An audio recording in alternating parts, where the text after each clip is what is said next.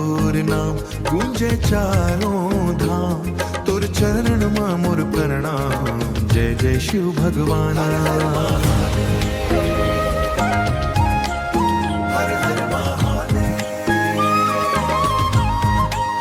जटा मां गंगा माथे चंदा, गले नाग के सुंदर फंदा।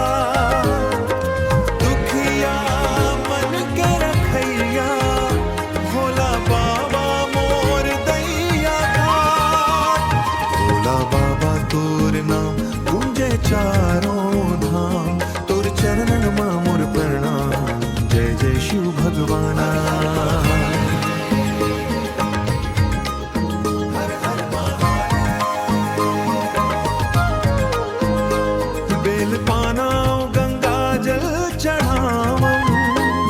सच्चे मन ले तोला मनावो, खाली झोली भर दे बाबा।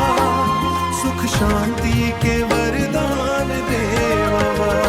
डमरू बाजे गूंजे गगन, शिव के नाम में बसे जीवना। भक्ति के जोत जलावत रही वो, महादेव के गुण गावत रही वो।